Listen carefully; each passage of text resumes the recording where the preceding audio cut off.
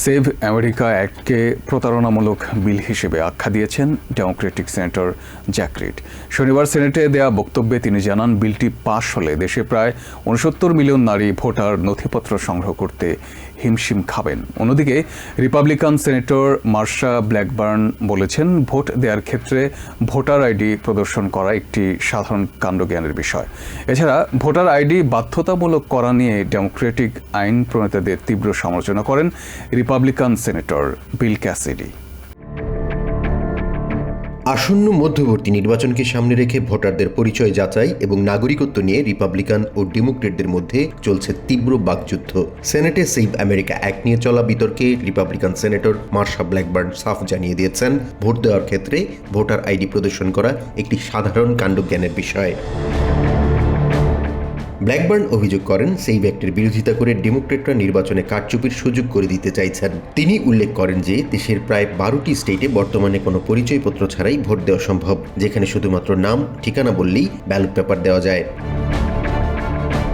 Voter ID বাধ্যতামূলক করা নিয়ে ডেমোক্রেট সদস্যদের আপত্তির মুখে পাল্টা যুক্তি দিয়েছেন রিপাবলিকান সেনেটর বিল ক্যাসিডি। তিনি বলেন, বিয়ের পর পদবি পরিবর্তন এবং নথিপত্র হারিয়ে যাওয়ার দোহাই দিয়ে ভোটার আইডির বিরোধিতা করা হচ্ছে। ক্যাসিডি প্রশ্ন তোলেন, বন্দুক কেনার সময় আইডি দেখাতে ডেমোক্রেটদের কোনো আপত্তি থাকে না, কিন্তু ভোটের ক্ষেত্রে কেন তারা বিরোধিতা করছেন? এদিকে ডেমোক্রেটিক সেনেটর জ্যাক রিড এই বিলের তীব্র সমালোচনা করেছেন। তার দাবি, এই আইন কার্যকর হলে কয়েক মিলিয়ন সাধারণ নাগরিক তাদের ভোটাধিকার হারাতে পারেন। সেভ আমেরিকা অ্যাক্টকে একটি প্রতারণামূলক বিল হিসেবেও আখ্যা দেন তিনি।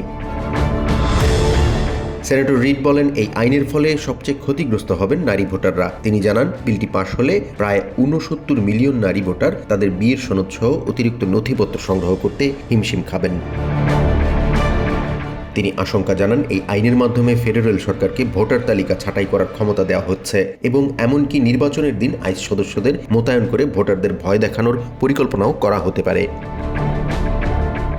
একদিকে যখন হোমল্যান্ড সিকিউরিটির বাজেট বরাদ্দ নিয়ে ডেমোক্রেটদের বিরুদ্ধে অভিযোগ উঠছে, ঠিক তখনই এক ব্যক্তি এক ভোট নীতি রক্ষায় রিপাবলিকানদের এই অনড় অবস্থান দেশের রাজনীতিতে নতুন মাত্রা যোগ করেছে। আসন্ন নির্বাচন প্রক্রিয়ায় এই আইন কোনো পরিবর্তন আনে কিনা সেটাই এখন দেখার বিষয়। জাহান মিথুন, TVN 24 নিউজ ডেস্ক।